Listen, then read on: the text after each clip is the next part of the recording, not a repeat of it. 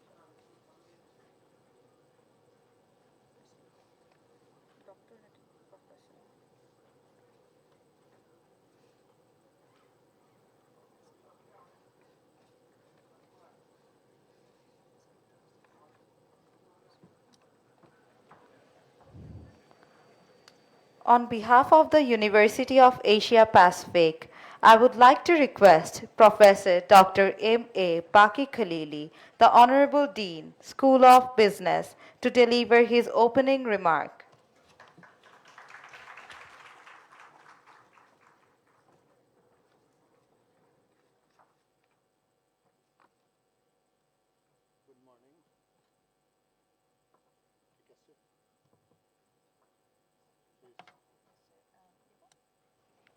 Hello. Yeah. Good morning. Assalamu alaikum. Honorable Chief Guest, Planning Advisor of the People's Republic, Government of the People's Republic of Bangladesh, Honorable Vice Chancellor, Honorable Chairperson of the Board of Trustees. We have our colleagues from US, from Dhaka University. Professor Mamun, Pro Vice Chancellor of the University of Dhaka, Vice President of OTAs, Amber Whedon, and Dr. Helbeck, and we have Gabriel, and the Dean's distinguished colleagues, ladies and gentlemen, Assalamu alaikum. Let me first welcome you all to this international conference. And as you know, that this is being organized by 3 universities, University of Asia Pacific, then University of Dhaka, and OTA's Amber Whedon. And I must first say that it was when we started thinking about organizing this conference, and my initial interaction with the University of Dhaka and the OTA's Amber Whedon, particularly with Professor Osman Imam and Gabriel, I think the initial response was highly positive, that we immediately decided that we should organize an international conference jointly. And today's inaugural session or ceremony is outcome of this long efforts of these 3 universities. But it took almost 10 months. When first we started, this University of Asia Pacific started with the idea, it was some 10 months back. And now after 10th month, now we are at the critical moment of inaugurating this international conference. But in organizing this conference, we, in addition to our institutions, co-partners, OTAs Hamburg, Whedon and University of Dhaka, my colleagues worked very hard. But I must specify particularly my colleagues in the conference secretariat, they worked very day and night, even to the last minute. And I would like to acknowledge their contribution by specifying their names: Aminul, Rakib, Dr. Nazdeen, Imroz. They were right from the beginning, and they were heart of this organizing this conference. And indeed, the leadership and the faculties of the Department of Business Administration played a crucial role at the. So I express my gratitude to my colleagues in the Department of Business Administration. I will just mention a few things. First thing, that why did we choose a theme on business and technology in the 21st century? Because the advancement of technology that we see, we know the role of technology in production, we know the technology in business decision, that's nothing new. But the advancement of technology that is taking place, for example, this artificial intelligence, AI, that is basically shaping not only the business decision-making process, but also the production, firms' decision, enterprise development, labor market, and so on. So impact of this advancement of technology is huge. So we thought that we need to highlight it. And another reason, that there has been also methodological change in the empirical studies in the area of business. No longer that regression analysis that we used to do dominates the literature now. It is a different methodology advancement that has also taken place. So we thought it would be appropriate that we bring together people and then discuss these critical issues. Finally, final thing that I would like to say, that we entered into this partnership with these other 2 universities because we thought by bringing together people from different countries, it would be more appropriate for us to learn from each other. I remember the advice of one of my teachers at the University of Dhaka, that he advised me do not miss attending any seminar or conference, because you will be learning, working hard to learn, but you can specialize one or two, but you may not have exposures to all the disciplines. So attending a conference gives you that opportunity.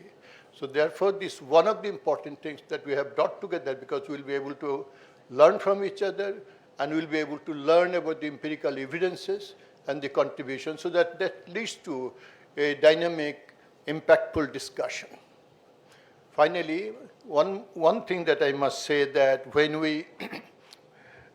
we decided to organize, one of the critical part that we are thinking to bring these keynote speakers, because the keynote speakers because of their first experience, they will be able to highlight the issues that our participants would like to hear. So bringing them from Adobe, and I'm happy that we have 10 distinguished scholars, keynote speakers at this conference. They are from UK, USA, Australia, Pakistan. So quite a versatile group of keynote speakers. I'm sure that when will be their presence and their speech will be very create impact. And finally, that I must add that when we decided to call for paper, the first thing in the first stage we asked for abstract. We called for abstract, and quite a large number of abstracts were submitted. So out of that, we selected some 200 plus abstracts. And I'm happy to say that then they were asked to submit their full paper. 109 full papers have been accepted for presentation today and tomorrow. And quite some number of, so that is a great, I will say that is a great demonstration of the interest of our participants, because because more than 50% have really, our abstracts, accepted abstracts have been converted into full paper. So my congratulations to all of you, and I'm sure that all of us will be quite looking forward to a vibrant discussion that will have longer impact. And lastly, the collaboration that we have entered into with OTA's Hamburg-Weiden and the University of Dhaka, this is a collaboration. We hope it will continue over the years. And not only that, I will appeal to all those who are representing different universities, please come join us, because a larger platform is more effective than a narrow platform. Thank you very much.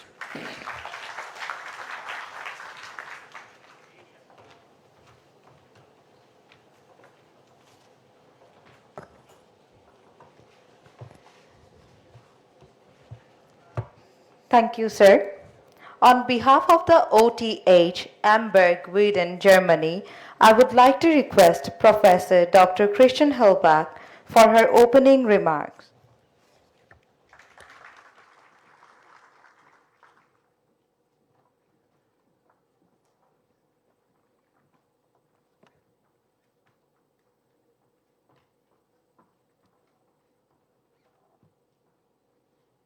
Dear ladies and gentlemen, esteemed colleagues, it's not on. Yeah, now it's working. Good morning. Ladies and gentlemen, esteemed colleagues, it is indeed a great honor for me to be associated with organizing the International Conference on Business and Technology in the 21st Century.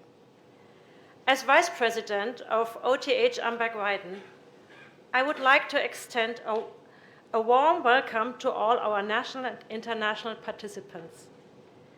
This conference provides a valuable platform for sharing knowledge and innovations to promote excellence in business and technology. It emphasizes the urgent need for innovation and adaptability in the face of evolving global challenges. It explores how business and technology can be combined to solve emerging economic, environmental, and social problems. The ICBT aims to bring together scientists, practitioners, and policymakers to discuss the latest issues, trends, and challenges in economics and technology, and above all, to generate practical solutions. I sincerely hope that all participants will benefit from this event, whether through gaining new insights, establishing collaborations, or contributing to research on sustainable business ventures.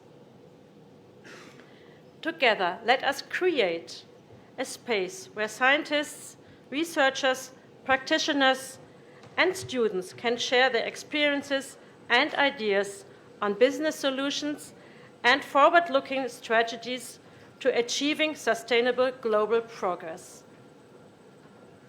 I would like to express my sincere thanks to everyone involved in organizing this two-day conference.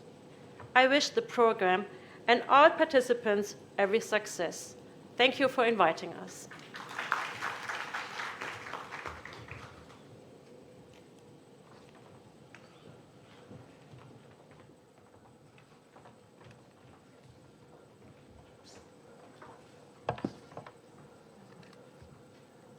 Thank you, Madam. On behalf of the University of Dhaka, I would like to call upon Professor Dr. Mahmood Osman Imam, Dean, Faculty of Business Studies, University of Dhaka, to deliver his opening remark.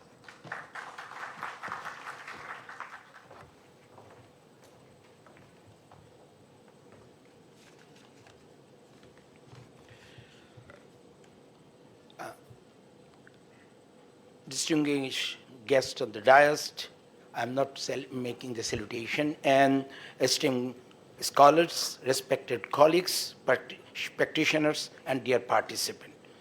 Good morning, Assalamu alaikum. It is indeed an honor and privilege to stand before you today at the inauguration session of the International Conference on Business and Technology, as you know, hosted by 3 universities. On behalf of our faculty and institution, I extend warm welcome to you all participants who have traveled from across the globe to engage in dialogue, exchange ideas, and contribute to the advancement of knowledge. This conference convenes a critical juncture in history. Past 2 decades have been marked by unprecedented fusion of business practices and technological innovations. Emerging technologies such as artificial intelligence, blockchain, machine learning, data-driven decision-making are not merely reshaping industries, but they are redefining the very architecture of markets, governance, and social relations. As scholars often noted, digital technology increasingly serve as a general purpose of technologies, diffusion across sectors, generating profound economic and social transformation. As the Faculty School of Business of this university deeply committed to research and pedagogy, we regard this conference as a STEAM forum for scholarly engagement. It embodied the principle that knowledge creation is most fruitful when it's collaborative, interdisciplinary, and internationally inclusive. The intersection of business and technology is not only confined to business sciences, to management sciences, engineering alone. It draws insight from economics, sociology, psychology, political science, even the humanities. Such interdisciplinary is crucial if we are to fully comprehend and respond to the complex challenges of the 21st century. We are privileged today to welcome eminent keynote speakers, distinguished panelists, emerging scholars, whose contribution represent diverse schools of thoughts and methodological traditions. Their work not only advances the theoretical understanding, but also the practical implication for industries, policymakers, and communities. I encourage each of you to critically engage with the scholarship presented, to reflect upon its application, to consider avenues for future collaboration that may emerge from our collaborative deliberation. Beyond the formal session, I hope this conference foster meaningful networks and lasting academic partnership. International conferences such as these serve not only the venues for presenting research, but also incubators of ideas, platforms for constructive critique, and catalyst for collaborative inquiry. This dialogue initiated here can inform curricula, can shape the industry practices, inspire policy frameworks in a way that transcend national boundaries. Our role is to analyze and interpret, and also the innovation in place when we talk about, remind ourselves of our dual responsibility as academics and as global citizens. The business and technology must not be harnessed solely for competitive advantage. They must also be aligned with the broader objective of sustainability, inclusivity, and ethical responsibility. In conclusion, I invite you all to participate actively in the session, to question rigorously yet constructively, and also share generous form from your respective domain of expertise. May this conference provide intellectual simulation, foster collaboration, contribute to shaping a future where business and technology advance not only for market, but also for humanity. I wish you a productive, enriching, and memorable academic experience and also professional one. Thank you for being with me so long.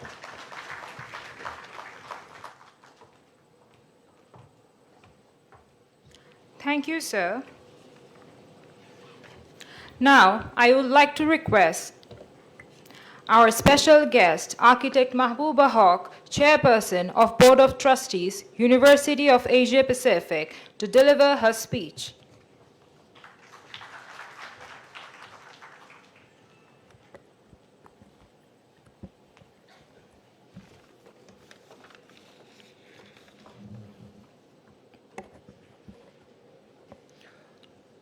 Honorable Advisor for Planning, Government of Bangladesh, distinguished guests and participants of this conference.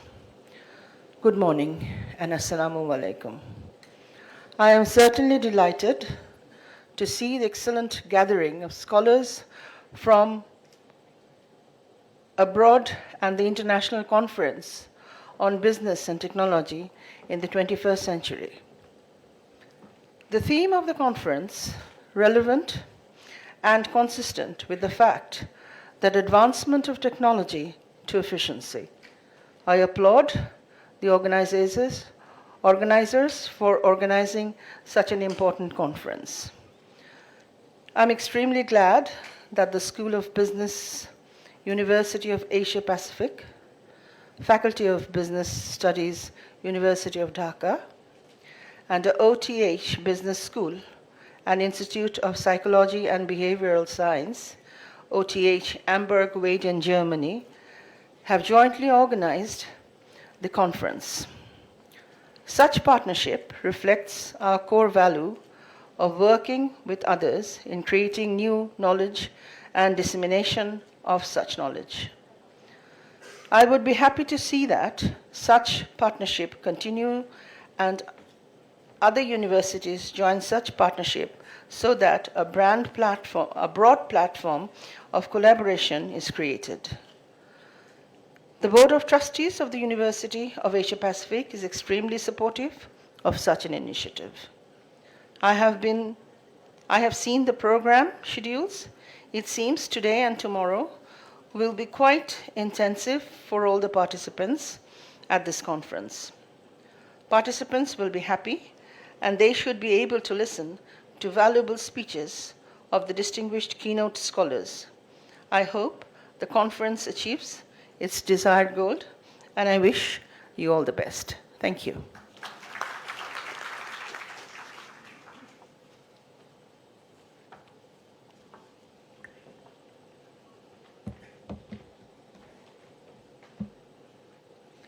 Thank you, Madam. Now, I would like to request our special guest, Professor Dr. Mamun Ahmed, Pro Vice Chancellor, Academic of University of Dhaka, to deliver his speech.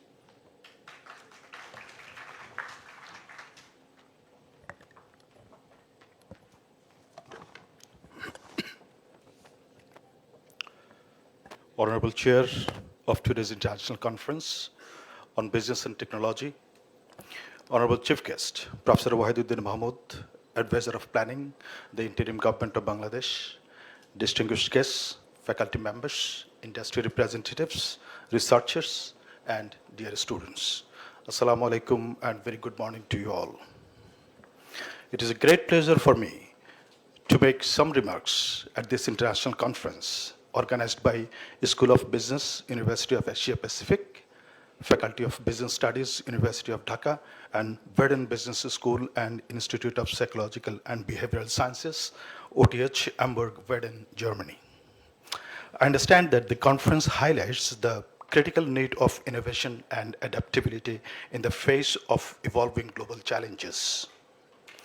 In an ever-changing world, the ability to innovate and adapt is not just an advantage, it is a necessity. Innovation and adaptability are not just buzzwords. They are twin engines of success in a world defined by changes. Whether in business, technology, or everyday life, the capacity to embrace new ideas and swiftly adjust to evolving circumstances is a vital factor for success. Whether you are an entrepreneur seeking to disrupt your industry, an employee looking to excel your career, or an individual navigating the complexities of life, the marriage of innovation and adaptability can be your guiding light. Together, they offer prominent and promise a brighter and more resilient future. Ladies and gentlemen, we live in a world of rapid technological changes and disruptive innovation that call for increased cooperation and collaboration efforts for advancing new technology as well as adapting to new technologies.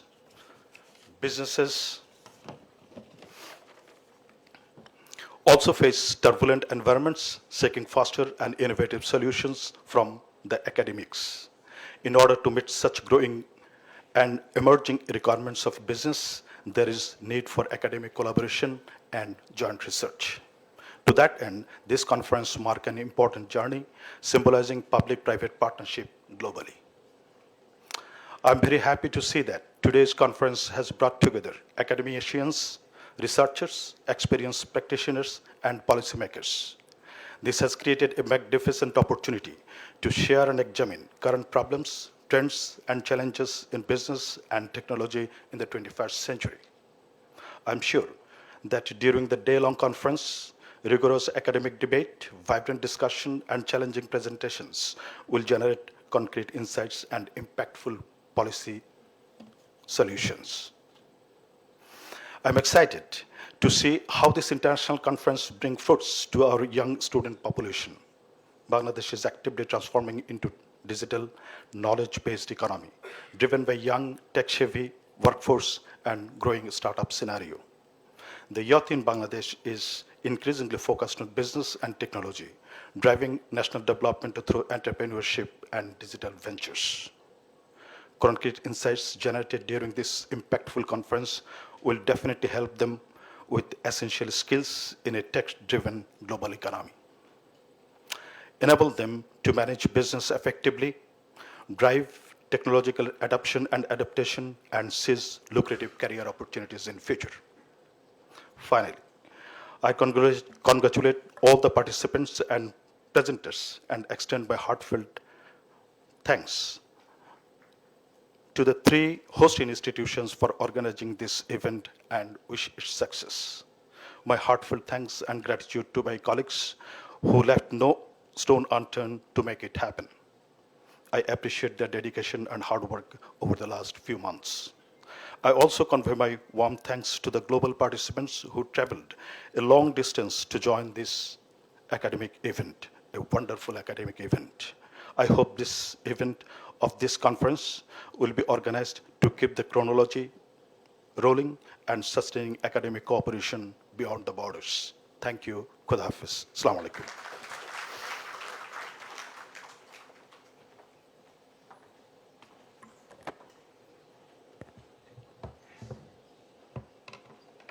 Thank you, sir. Now, I would like to request our special guest, Professor Dr. Kamrul Ahsan, Vice Chancellor of University of Asia Pacific, to deliver his speech.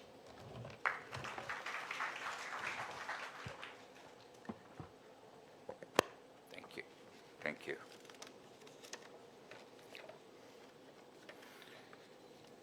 Assalamu alaikum and very good morning.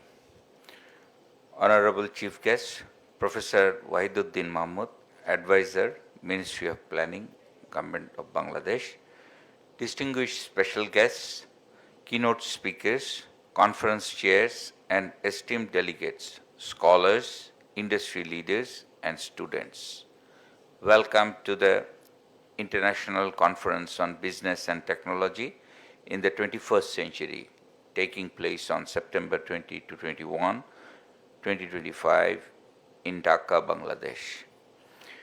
Jointly organized by the University of Asia Pacific, the University of Dhaka, and OTH Hamburg-Weiden, Germany, this conference brings together scholars, industry leaders, and students from around the world, affirming the power of collaboration to meet complex challenges and seize new opportunities.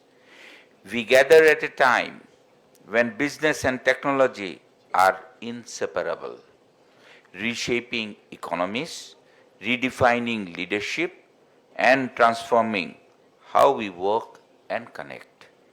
Over the next 2 days, we will examine how sustainability, entrepreneurship, artificial intelligence, and global trends are shaping the future of industries and societies.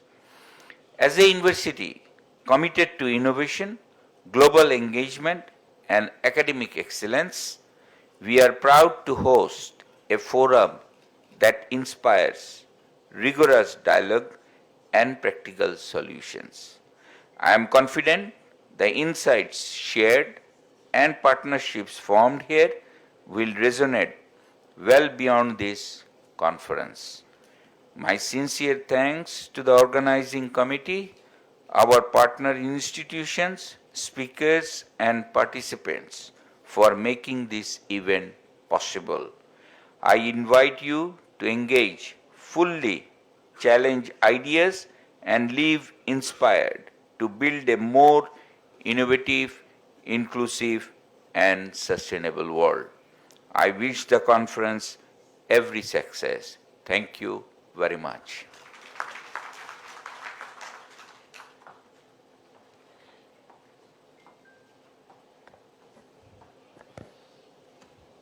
Thank you, sir. Dear audience, now I would like to take the privilege to introduce our chief guest, Dr. Wahiduddin Mahmud, with everyone. Dr. Wahiduddin Mahmud is the Honorable Advisor to the Ministry of Planning of the People's Republic of Bangladesh. Dr. Wahiduddin Mahmud is a prominent Bangladeshi economist, born in 1948, who obtained his PhD from Cambridge University and retired as a professor of economics at the University of Dhaka in 2011. He was a member of the 1996 caretaker government as the finance and planning advisor, co-founder and chaired Polli Kormo Sahayak Foundation, and is the founder chairman of the Institute of Microfinance. He currently serves on the UN Committee It's a long for thing. Don't go through it. Thank you. Thank you for the introduction.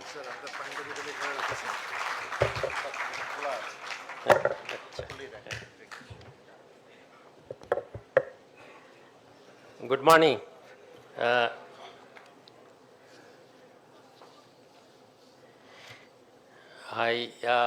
Given my workload, I normally don't attend any event outside my routine work, which is overwhelming for me at this age. But I cannot resist resist from coming to such academic events to connect with you, because basically I am an academic, as you know. I happen to be an advisor or minister, if you can, same thing, an accidental advisor of an accidental government. So, but it's a good thing because it gives me a chance to take a view standing aloof from the academia to look at how the government actually operates and reacts to the work of the academic world or the progress in science and technology. Can it absorb efficiently those advancements in business, technology, and other things? Instead of going into the academics of this, first of all, just let me congratulate you for organizing this event. I know how painstaking it is to organize events involving 3 universities, but this is a very welcome step. You know that we have, Bangladesh, countries like Bangladesh suffer enormously from brain drain. And now we can discover when I am working with the government that we have so many experts, so many faculty members in the Western world, in Australia, doing work which can be very relevant for us. But there has been so far a lack of interest or capability to invite them, to absorb them and get the maximum out of them. The Bangladeshi scholars abroad, I have seen, are very, very much interested to contribute to the development of Bangladesh. They never forget their roots. And I can see that there are now new generations. In our days when we were students abroad doing our studies, we met Bangladeshis which were all were fellow students doing PhDs. But now when I go abroad, I see the new generation, including many of my students who are now faculty members in many universities, including top universities in the Western world. There is a circulation of brain already there, and we have many academics who have come back from abroad, but they are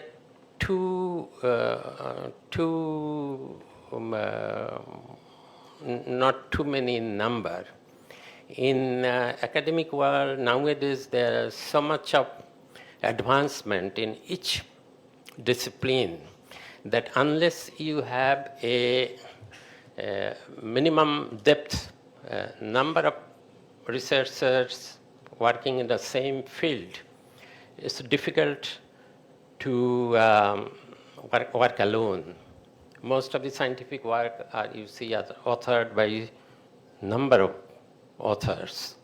Internet, of course, nowadays you can interact with anybody abroad, your co-authors from outside, but that's one thing, more direct contact every day from morning, from the coffee table in the morning, discussing your mutual ideas, creating an ecology of research ideas that requires the minimum number of researchers in one field. That we haven't got yet. They are scattered. We have so many universities. Some universities are of very good standards, including this university. But as I said, not only our researchers, but also the equipment and research instruments which you need in scientific research, they are also scattered throughout all these different institutions. Our University Grants Commission, I have advised them that whether they could have a network at least of researchers working in the same field and have an inventory of the research equipments which are lying in different universities and research organizations. Some of these equipments are underutilized, some are in demand but not enough, so that at least there is an exchange among the universities within the country. But the best thing is a collaboration like this one, that we have collaboration from universities abroad with our different departments of our universities. This is much more cost effective also. Sending our researchers and students to do PhD and postdoctoral research abroad, most of them will not come back, but it's much more effective that we connect, have joint programs like this one. You are proposing, I think, one joint program between the German university and this university.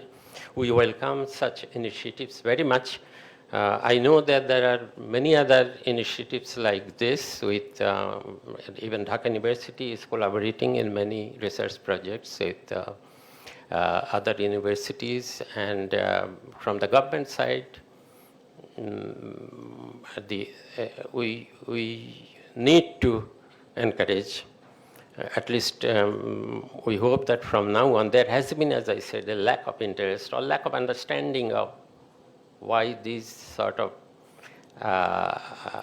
interactions and collaborative work and joint research programs is so much necessary, particularly because the knowledge frontier, the science and technology is advancing so fast that it's difficult to keep pace with that unless you have collaborative arrangement.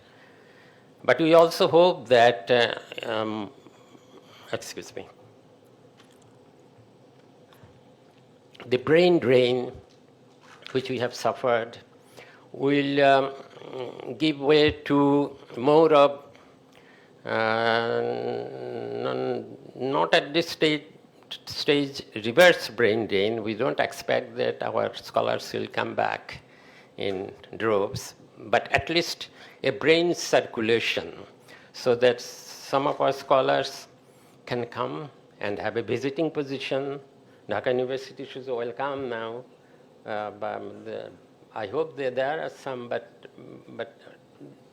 universities should take initiatives to embrace visiting scholars from abroad, give them enough facilities. They can stay for some time and take some courses. That in that way, it's again will be very much cost effective, and we can utilize our resources both from home and abroad, and students will benefit so much from that. Since I'm detached from academia right at this moment, let me say just a few things, some examples about how technology and business can interact.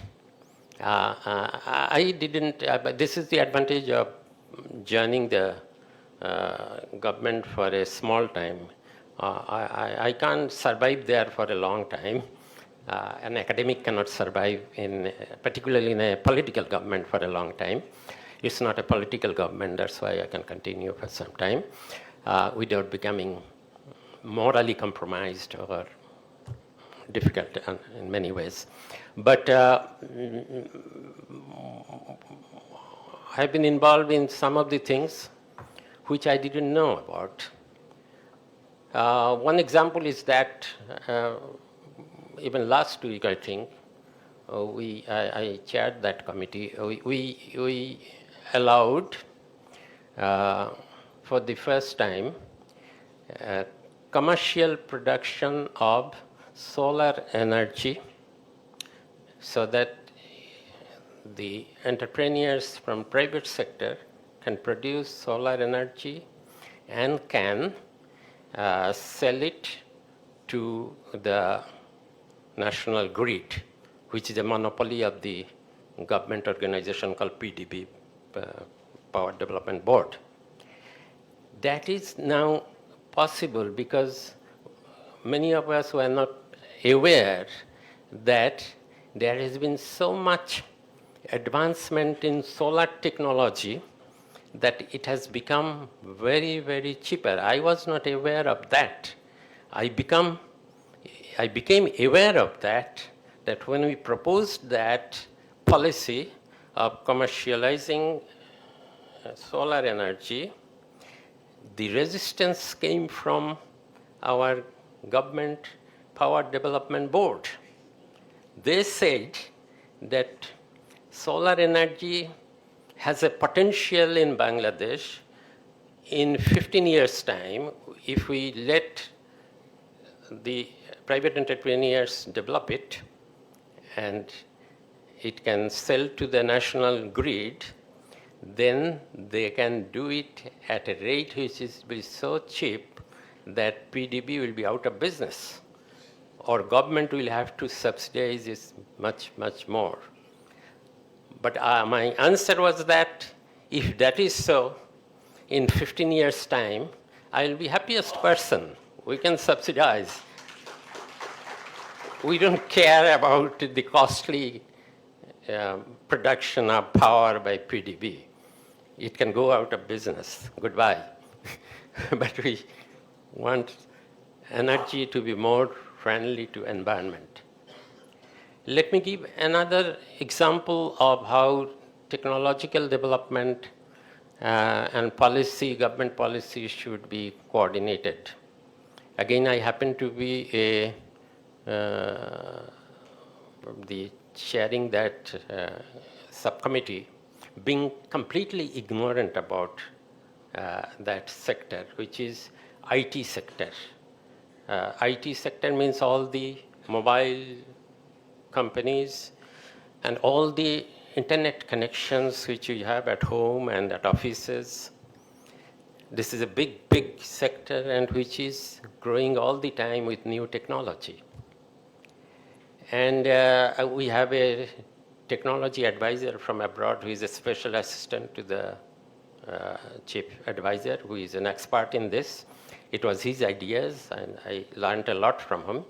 But the chief advisor said that it's such a big area, and there are so many stakeholders, and there is so much of private foreign investments involved, foreign companies involved, that is a serious matter. And asked me, why don't you just chair a committee to look into it? I said that I don't know anything about IT business. And he said, that's the advantage. You can look from outside what is happening. So what we discovered, we have, as a result, 2 weeks, 1 or 2 weeks ago, we have passed from our advisory council a new, which has been gazetted already, a new IT policy. What is it? It's called, it's not called internet technology, it's called IT policy. Information technology policy. It won't be effective now because the existing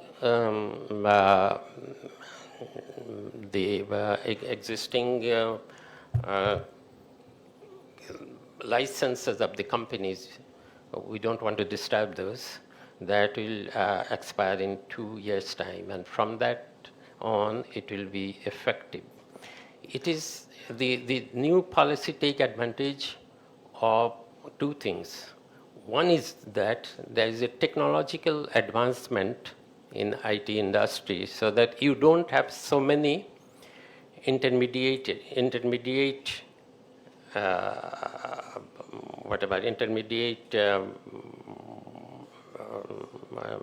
from gateway, there is another intermediate hub, so many hubs.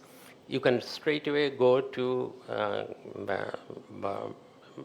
from the gateway to mobile operators, You can have fiber optics directly either by mobile phone or for other companies to provide internet.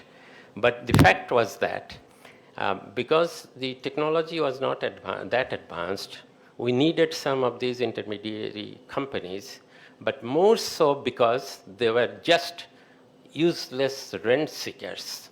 The technology didn't need that. Even at that time, when these companies, from the gateway, there is a hub which is completely unnecessary. There are 30 companies there doing no actual value addition. They could directly pass on this to the internet and to the mobile companies, but they could have a rent from that. Although there are 37 companies, only 2-3 companies actually were the main ones. They are now abroad. One of them has become billionaire in Singapore. And you can see that it's not only just technology, it's crony capitalism, which created these intermediaries. And also because of that, because of the intermediaries, even at the lower stage, where you have these fiber optics being distributed, there are unnecessary companies which were getting rent out of that. There are mobile companies having parallel structures of towers all over the country. This was a duplication. And there were companies which were not necessary, which are intermediary to connect these different mobile companies, although they were themselves capable of doing that. And they were themselves capable of interchanging their access capacities of those towers among themselves. It doesn't matter. I mean, we have allowed local private companies, particularly we want local companies to develop. They can be intermediaries, but there should be competition. It should not be a rent-seeking, monopolized organization patronized by the government.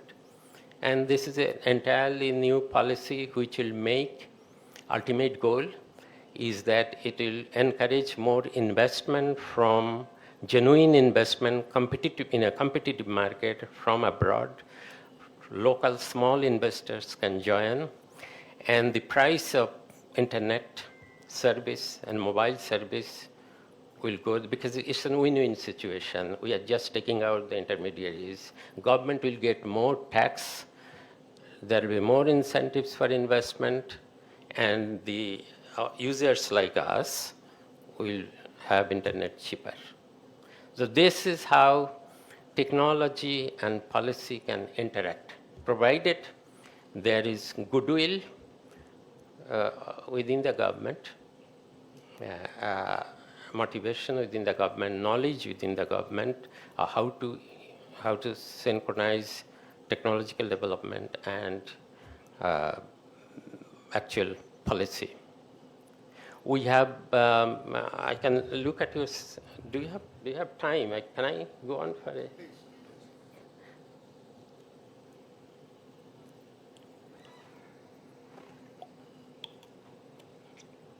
I was looking at your sessions, very interesting sessions like climate change and development. I have already talked about solar energy. Then we are looking for technology about better technology, more affordable technology. You see, technology is something which you cannot just pick from a shelf from the Western world, because you have to not only transfer them, but also have to adapt them to our requirements. I mean, some of these technologies there can be intermediate technologies which are not that sophisticated, more affordable for us. That means that our own researchers have to be even more efficient than those in the Western country, because they not only have to copy that technology, but also have to adapt it at a lower cost for to suit our requirements. One problem we are looking at is, Bangladesh's real problem is that when you go for industrialization and urbanization, the protecting the environment is a challenge. Now, I give you one example that because we don't have effective affluent treatment facilities of the industries that are growing up, and we need water supply for fresh water supply, piped water supply for our cities, Dhaka, Chittagong, now Khulna. We have just approved a project for Khulna also. In all these places, the problem is that the entire country has now been divided in this time of interim government into different color, red zones, yellow some.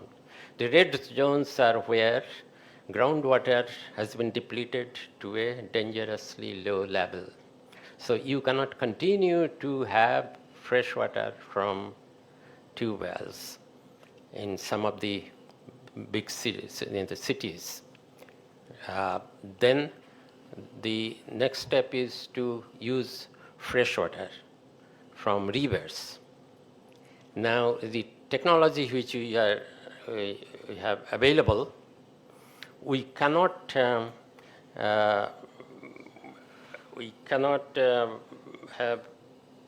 or it's too costly, or even it's impossible to pani shodhonagar ki bale treatment, water treatment. The water of Buriganga is so polluted that it's beyond treatment. No technology can do that. So you have to go further. It's more costlier to have pipes, to go to Shitalakha. Shitalakha is becoming even like Buriganga. So you have to go to Meghna to get surface water.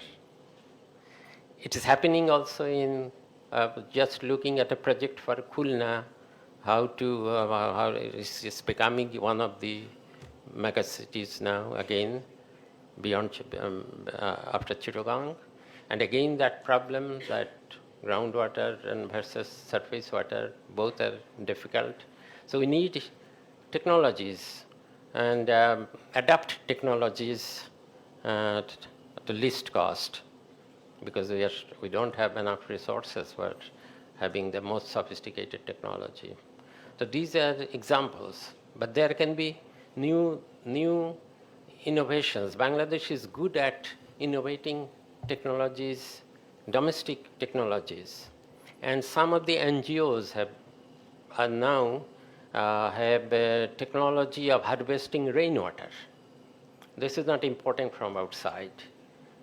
Rainwater collected, jointly collected, and kept in a place, can be pumped in a reservoir and can be supplied through piped water.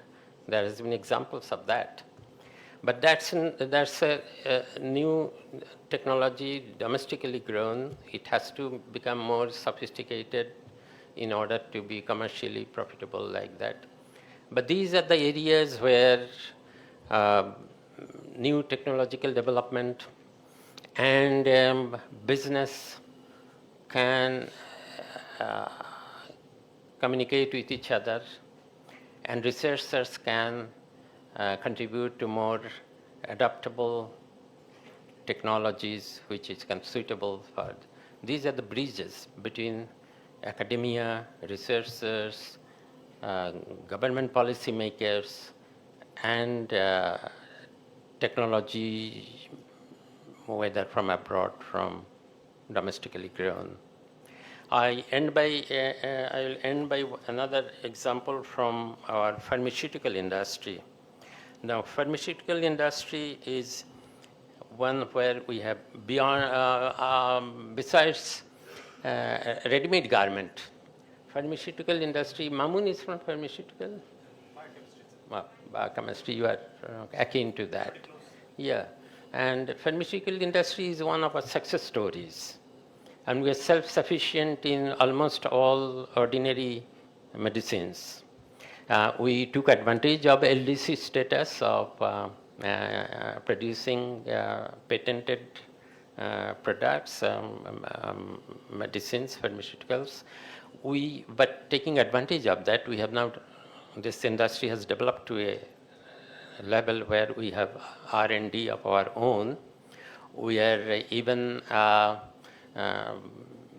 most of the industry have been dependent on China or India for what they call active pharmaceutical ingredients, APIs, which are the intermediaries ingredients from. But now we are having R&D of our own in individual pharmaceutical industries, and also government.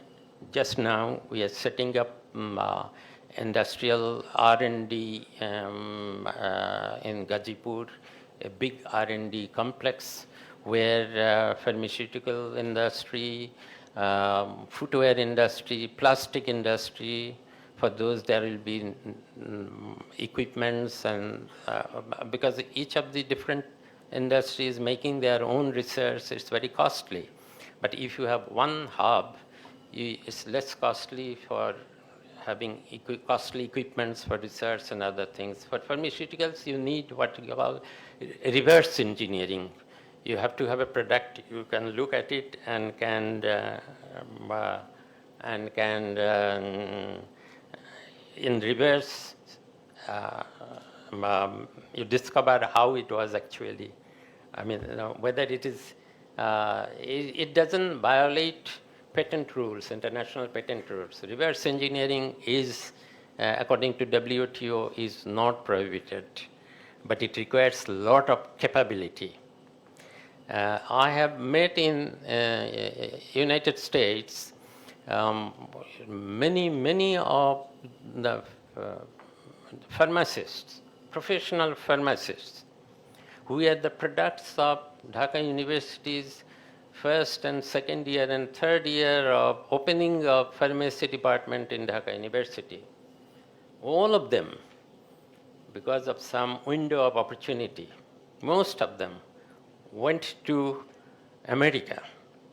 And there is a specialized, very high quality pharmacy faculty in Philadelphia, in the University of Pennsylvania, under University of Pennsylvania, or an autonomous body. And most of them are trained there.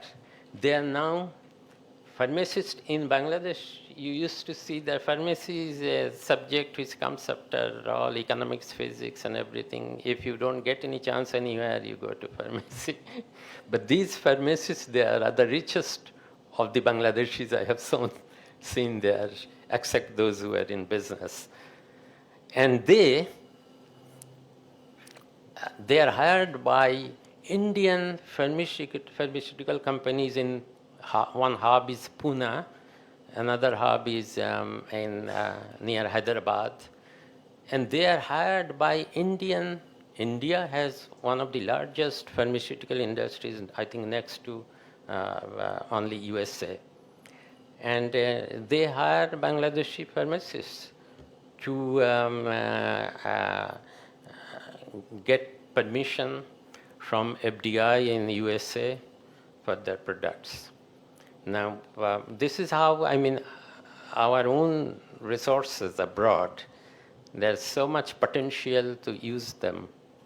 We can use them also. They are very eager to help us. But just that nobody wants from our side to have even an inventory of who they are, where they are. Indians have discovered them, but Bangladesh hasn't discovered them.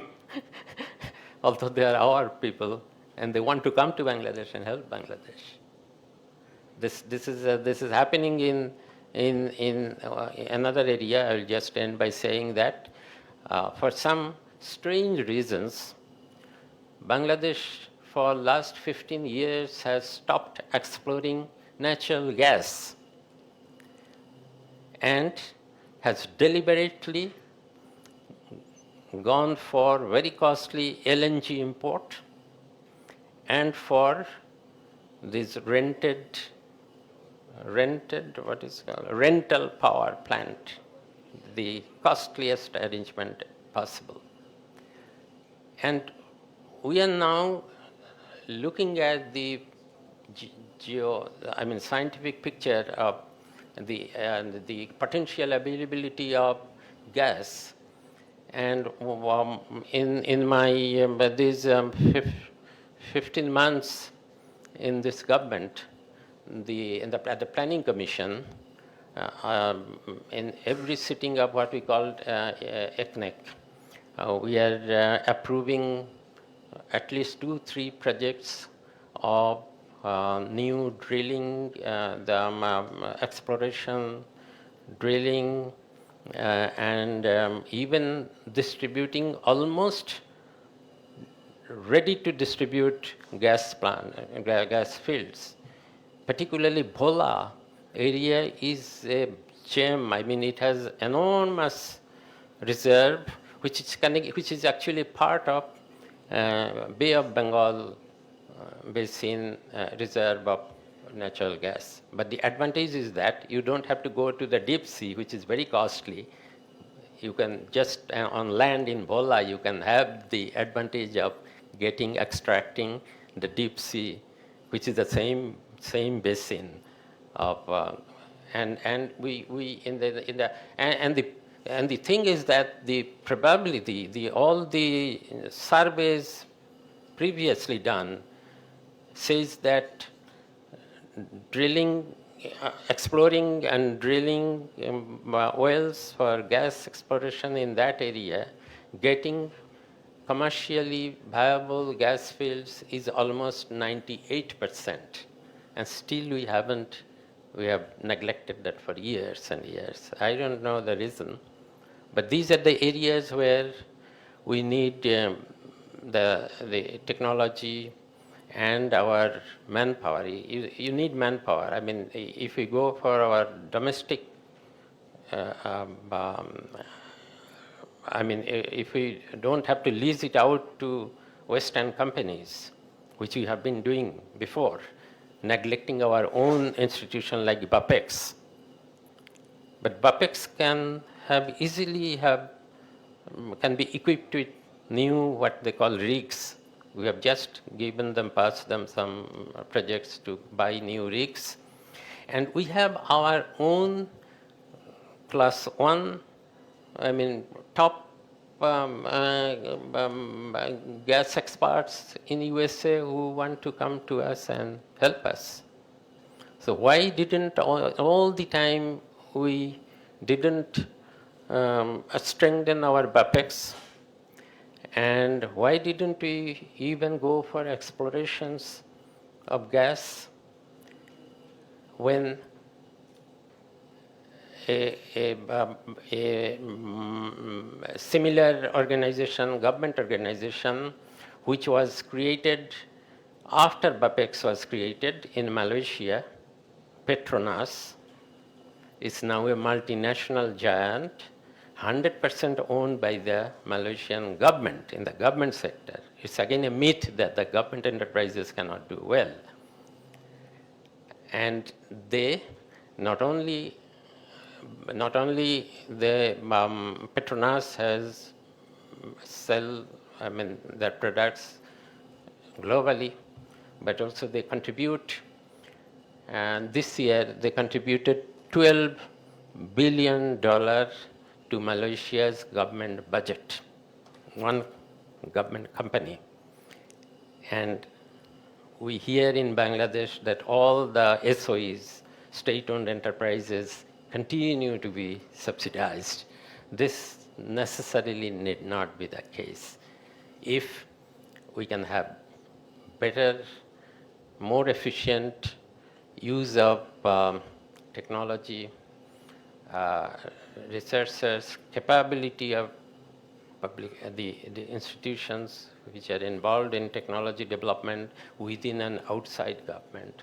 So I have given some example from my very recent experience. I can go on and on, but I appreciate very much this initiative that from your deliberations you will have some conclusions for further collaborative work among your institutions. And not only that, we look forward to some of the results from your discussions and in different sessions. I looked at all this name of these sessions. The only session which was missing, I couldn't see, is technology and ethics. Ethics is something extremely important. We can have AI, we can have big data, we can have data scientists, and go on, and we can tell ourselves that, well, big data and AI can do everything, but you see that all of these are driven, after all, by human brain. We feed them, and they accordingly deliver us. Now, if we don't have an ethical standard, moral standard, then it will be misused. You can see that in the daily abuse of now the social media, which has become a monster in some way, but it is also very useful because this is a technology where a student from a rural area in Bangladesh have the same access as a student at Harvard University, the same technology. But the thing is, there is so much scope for abuse and human nature, particularly the young people, may be so inclined to those abuses that the moral standards, or how to safeguard moral standards, is becoming more and more important. Thank you so much for inviting me and letting me tell.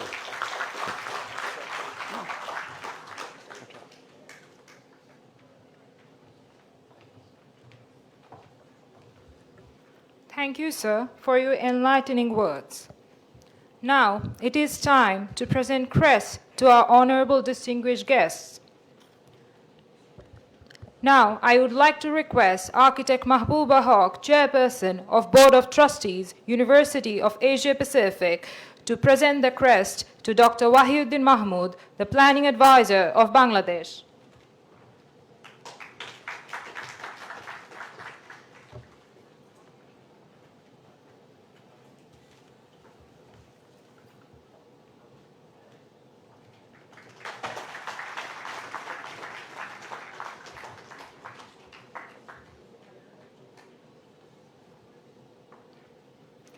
Now, I would like to request Professor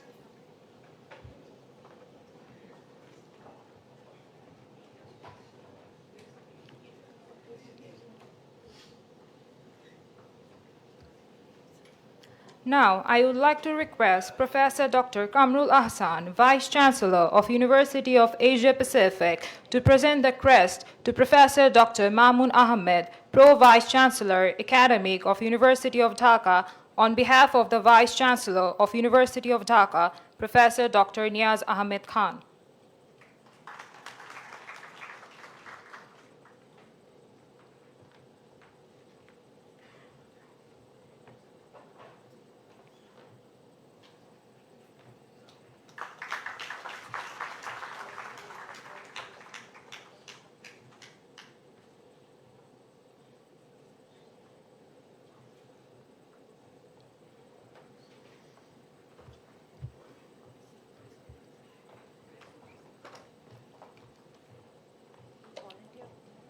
Now, I would like to request Professor Dr. Mamun Ahmed, Vice Chancellor of University of Dhaka, to present the crest to Professor Dr. Kamrul Ahsan, Vice Chancellor of University of Asia Pacific.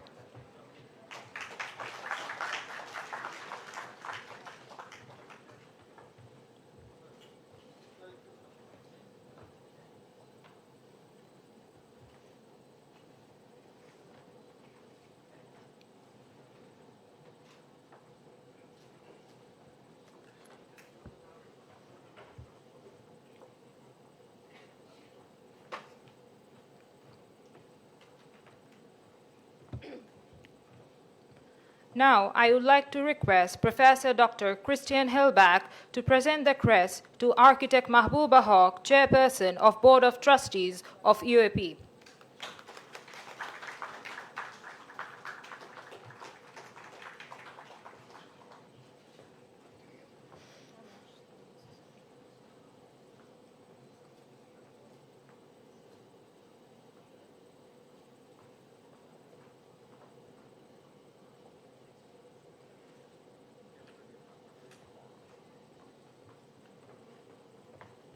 Now, I would like to request Professor Dr. M.A. Baki Khalili, Dean of School of Business, University of Asia Pacific, to deliver the crest to Dr. Gabriel M. Murray, Head of Institute of Psychology and Behavioral Science, on behalf of OTH Hamburg-Widen, Germany.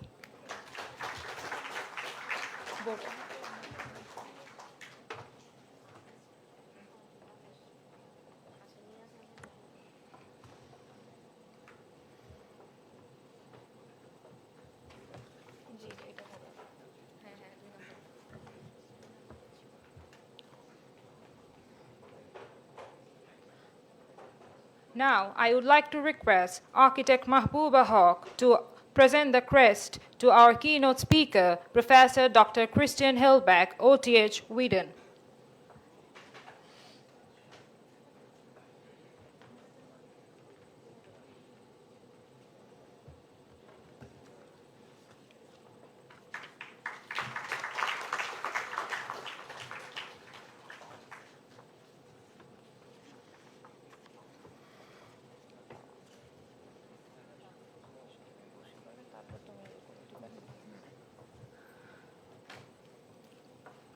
Now,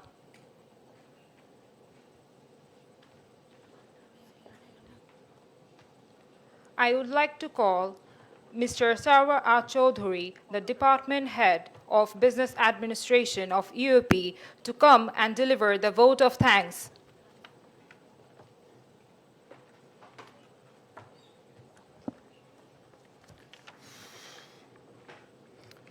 Bismillahir Rahmanir Rahim. Honorable Chief Guest, Dr. Wahiduddin Mahmud, Advisor Planning, People's Republic of Bangladesh. Chairperson and members of Board of Trustees, University of Asia Pacific. Respected dignitaries, esteemed guests, faculty members, delegates, and participants. Assalamu alaikum and a very good morning to you all. First and foremost, I would like to express our sincere gratitude to our chief guest, Dr. Wahiduddin Mahmud, for gracing this occasion with his presence and delivering such a thoughtful and inspiring inaugural address. Your words have set the perfect tone for this academic deliberation that lie ahead. We are deeply thankful to the guest of honor for joining us in offering valuable insights and highlights in significance in academic collaboration and interdisciplinary dialogues. Our special thanks to our collaborative partners, organizations who has given us enormous support, and it shows that this kind of joint efforts is the true testament to what can be achieved when institutions come together with a shared vision and academic excellence and meaningful engagement. I also like to thank our keynote speakers for accepting our invitation and for setting a strong academic foundation of this conference with your scholarly perspective.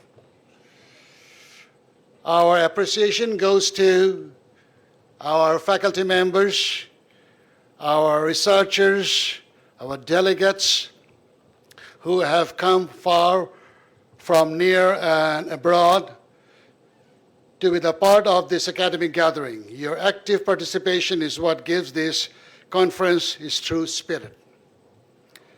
A heartfelt thanks to the organizing team, students, volunteers, faculty coordinators, technical and non-teaching staff for both the institutions who have worked with great dedication behind the scene to make this event a success. Lastly, but not the least, I would like to have a word of thanks to the Board of Trustees of University Asia Pacific for their generous support.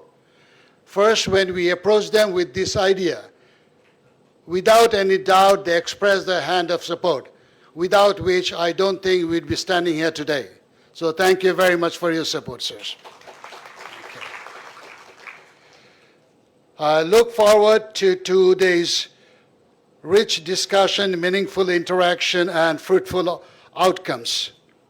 Thank you very much once again, and let this conference be a beginning of many more collaborative endeavors in the future. May Allah bless us all. Thank you.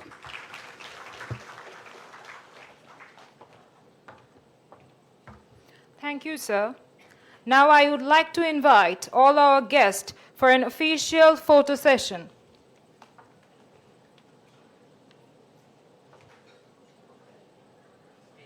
Yes, Vijay.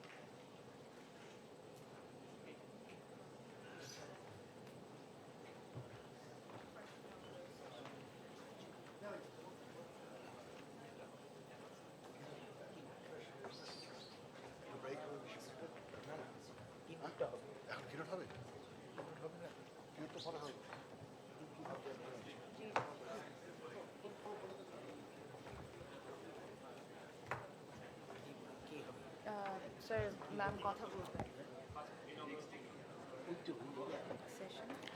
Now it is time to call our inaugural speaker for the first inaugural speak. Dear audience, it is our privilege to introduce to you all our keynote speaker of the ceremony. Professor Dr. Christian Hellbach is a professor of retail management at OTH Amberg-Witten, Germany. Since 2015, she has also served as Vice President for University Marketing, Diversity, and Sustainable Development. She leads the Institute for Sustainability and Ethics, the Research Cluster on Ethics and Sustainable Management, and the Center for Gender and Diversity.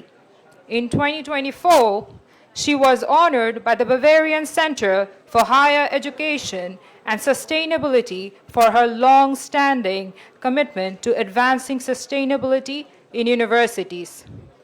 With her academic expertise and leadership experience, she plays a key role in promoting sustainability, equality, and responsible management in higher education. Ladies and gentlemen, now I would like to request Professor Dr. Christian Hellbach to deliver her keynote speech.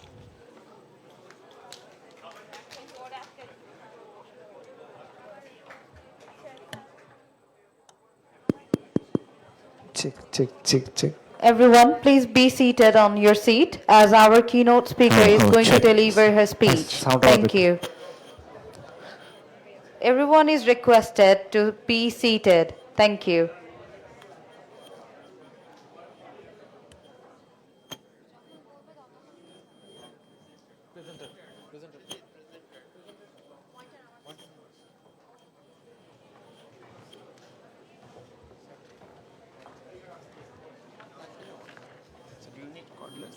No, I don't need this. I check this.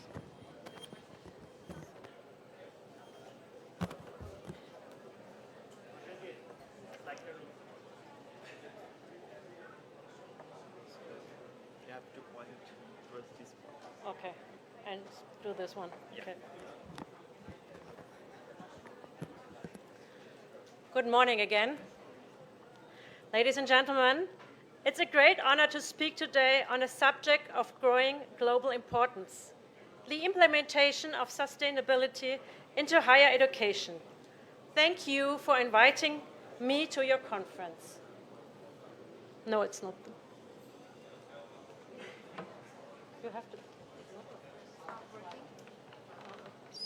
The first slide is just.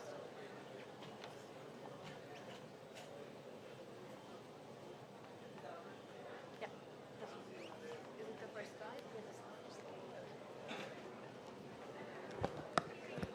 The world is facing more major global challenges, including climate change, biodiversity loss, and growing social inequality. In this context, universities have a significant responsibility. Universities are much more than just places of learning and research. They also drive social change. They educate tomorrow's leaders who will make decisions in politics, business, and science.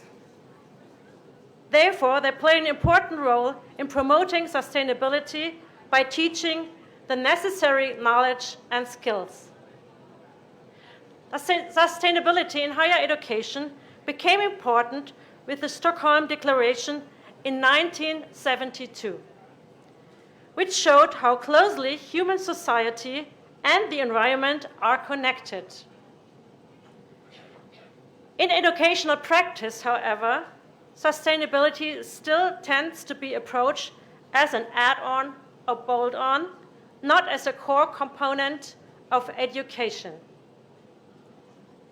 In contrast, the whole institution approach emphasizes the effective sustainability learning requires substantial integration and practice of sustainability across all areas of the education system. Different research findings provide strong evidence that the extent to which learners and educators experience the whole institution approach in their organizations is substantially important to effective sustainability learning. In the words of the UNESCO Declaration, this implies that institutions become living laboratories of participation and active citizenship on sustainability, allowing learners to learn what they live and live what they learn. In my presentation, I will take a look to the conceptual basis of the whole institution approach, success factors of its implementation. It's not working. No, it always goes itself. Success factors for its implementation and practical examples to demonstrate how sustainability can be integrated into everyday university life in a holistic way.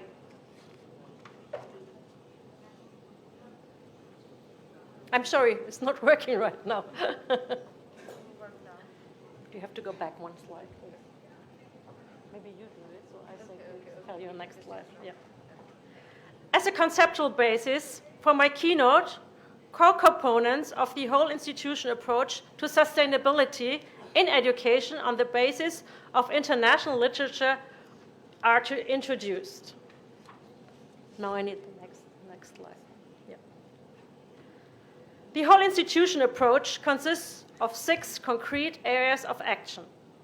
First, implementing sustainability in higher education requires proactive governance, which supports a process of continuous institutional development and involves relevant stakeholders from all parts of the organization. A good example is creating a university-wide sustainability strategy that brings together different voices to set shared goals and guide long-term action. The second point is sustainability requires a shift in learning and teaching Traditional teaching methods are often not enough to address the complexity and urgency of sustainability challenges. Instead, we need a didactic approach that is both cross-disciplinary and action-oriented, one that connects knowledge across fields and encourages students to actively engage with real-world problems. This kind of learning fosters critical thinking, collaboration, and the ability to apply sustainable solutions in diverse contexts. In the field of research, sustainability means developing practical solutions to current and future challenges. Sustainability must be understood as both an independent research focus and cross-cutting topic for all other areas of the research. And key priority is to ensure that the entire research process itself is designed and conducted in a sustainable manner. Operation and campus management must also reflect the values we teach. By managing buildings, resources, food services, and mobility in sustainable ways, universities can turn everyday operations into learning opportunities. In doing so, they do not reduce their environmental impact, but also serve as a role model, demonstrating to students, staff, and the wider community what sustainability looks like in practice. Sustainability transfer means putting ideas and knowledge from research into practice. This is how scientific findings are translated into concrete measures that support our sustainable future. This process is particularly effective when university, businesses, politicians, and society work closely together. Sustainability transfer is crucial for bringing about real change and actively shaping the world in the sense of sustainability.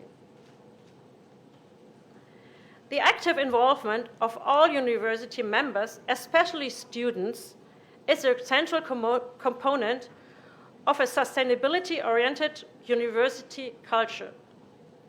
Students play an important part in the development, implementation, and further development of goals and measures for sustainable development. Their participation contributes to shaping change within the university as a community.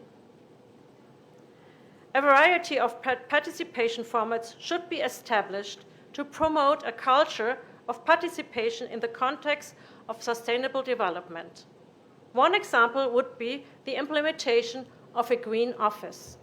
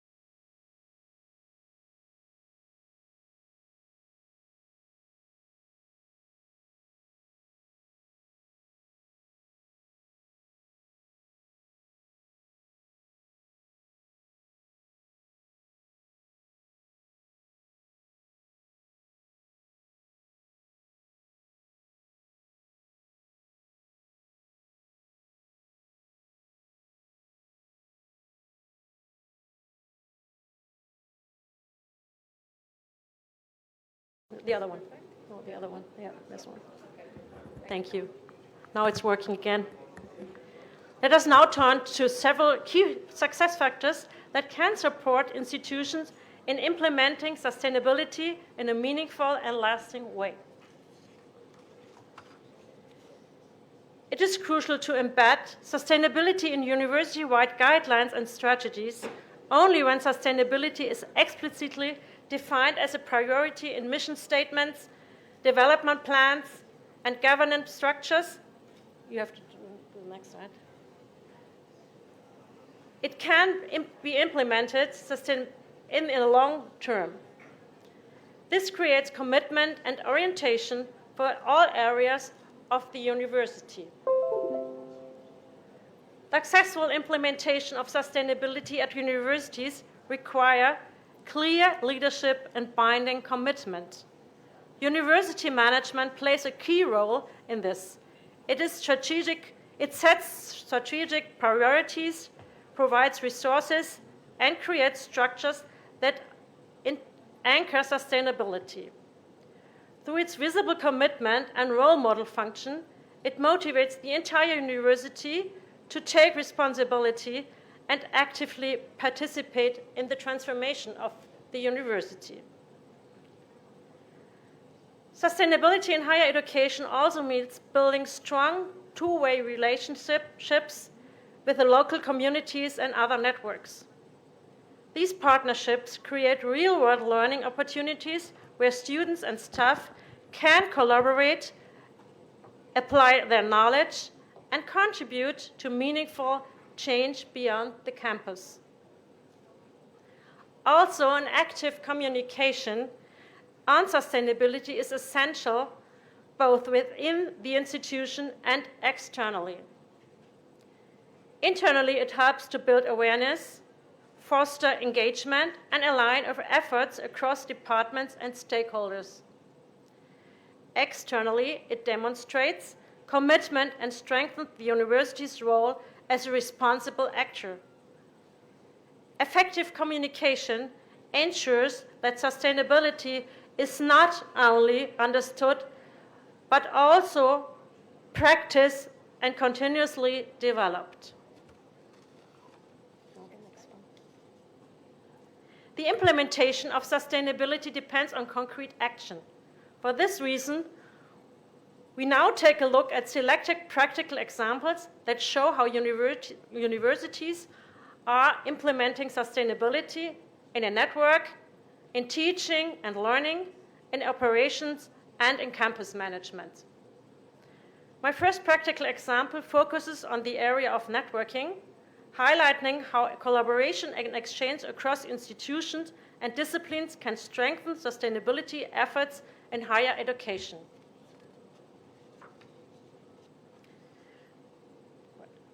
The Center of Higher Education and Sustainability in Bavaria, the so-called BISAN, is a unique cross-university network dedicated to sustainable development at universities in Bavaria. It was established voluntarily and bottom-up through the commitment of individuals who recognized the importance of sustainability in the university landscape and at an early stage and actively promoted it. Today, all 32 state universities in Bavaria are members of the BISAN, which is a strong sign of shared responsibility and collective interest in sustainable university development. BISAN itself sees itself as a think tank for universities. It provides a space of exchange and cooperation. In working groups covering all areas of the whole institution approach, representatives of all universities work together on concepts and projects. This collaborative structure enables institutions to develop sustainability, share tools, support each other in implementing education of sustainable development, climate protection, and institutional transformation. In this way, the BISAN actively supports universities in establishing and developing their sustainable structures, which leads to a strong institutional anchoring of sustainability. As a joint voice towards politics and society, BISAN ensures increased political awareness for universities and their sustainability efforts. To consider how sustainability can be embedded in the area of teaching and learning, I would also like to highlight another example.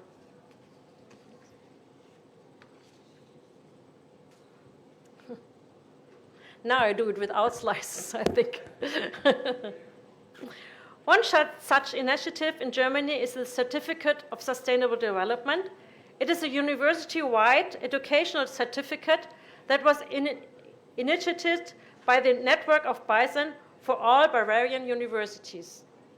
The certificate is indeed intended to enable, the slide before, students at all universities to acquire profound skills in the field of sustainability and to have them certified according to uniform criteria. No, back. And back again.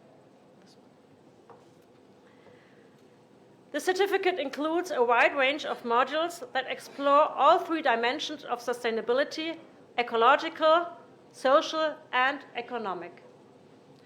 BISAN offers a comprehensive starter package to interested higher education institutions, which includes, for example, a detailed application manual, professional presentation materials, and curated FAQs.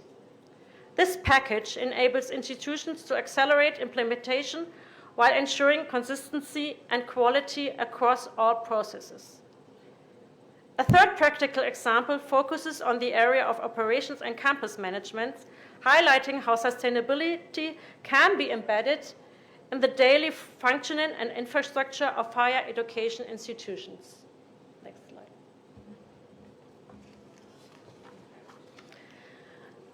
In 2020, our university, OTH Amberg-Weiden, decided to implement an environmental management system in accordance with ISO 14001. By adopting this ISO 14001, we committed ourselves to a structured, measurable, and sustainable approach to environmental responsibility. It provides us a globally recognized framework for managing environmental impacts. It helps us to identify, monitor, and reduce our ecological footprint while ensuring compliance with legal and regulatory requirements. All relevant environmental aspects are examined comprehensively, such as energy consumption, water consumption, wastewater, waste management, emissions, material consumptions, dangerous substances, mobility, transport, land use, and biodiversity. During the implementation of the ISO 14001, it became evident that the whole process extended beyond technical compliance. It was a cultural shift. The ISO 14001 not only introduces technical standards, but also required changes in mindset, behavior, and institutional culture. It encourages continuous improvement, stakeholder engagement, and a deeper commitment into environmental responsibility across all levels of our university. I will move now to my conclusions.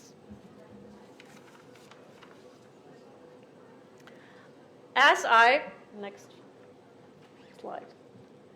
As I previously mentioned, various research findings clearly show that the effectiveness of sustainability teaching depends significantly on the extent to which students and teaching staff actually experiences sustainability on an everyday basis across different domains of their institutions.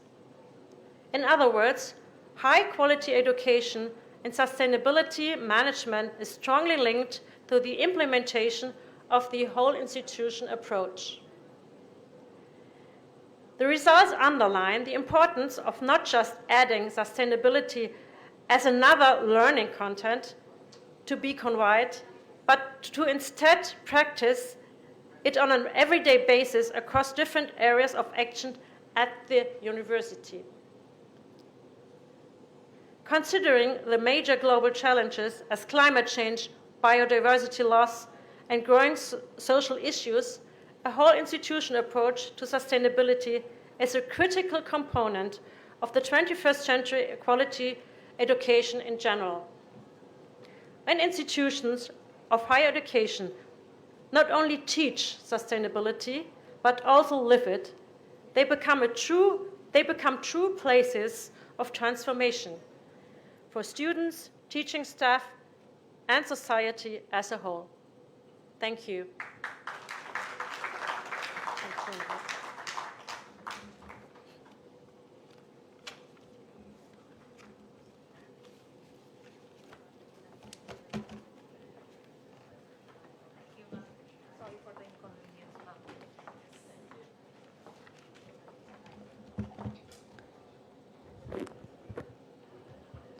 Thank you, Madam. Now, President of OTH will present a video message for the audience.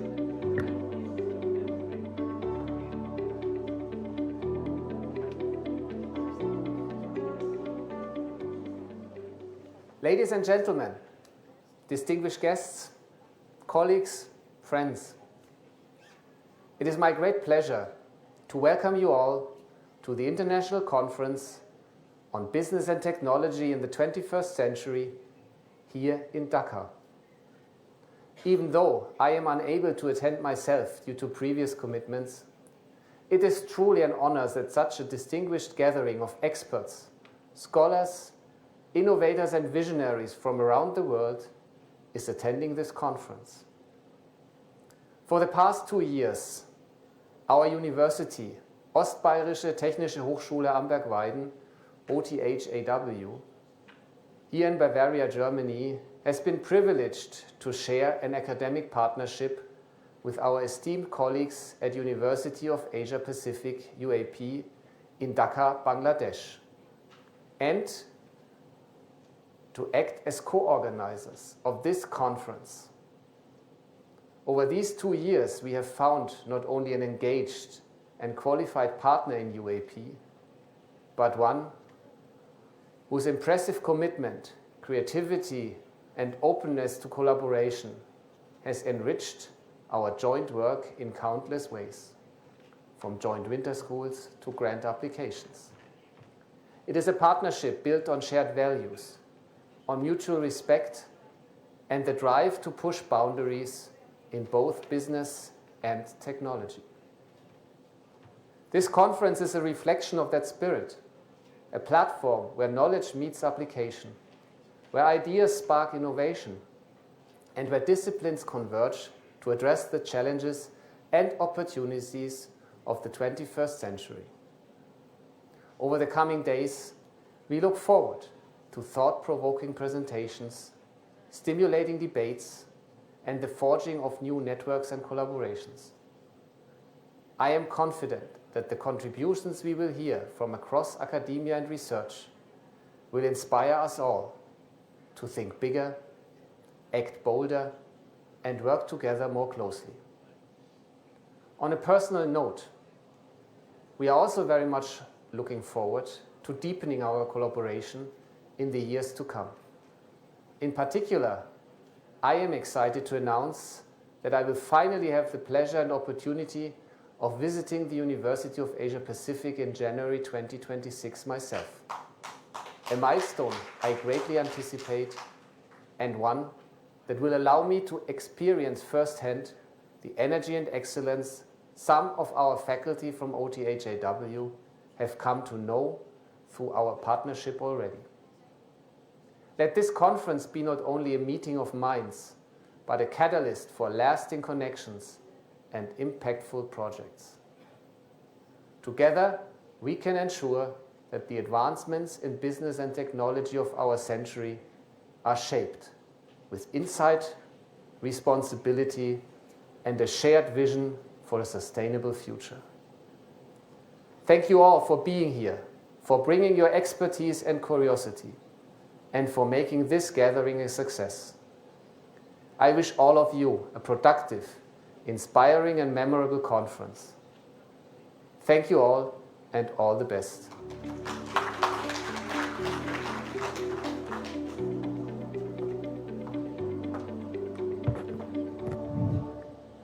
With this, we come to an end of our inaugural session of International Conference on Business and Technology 2025. We would now request our volunteers to assist our honorable chief guests and special guests to room 003 for the refreshment.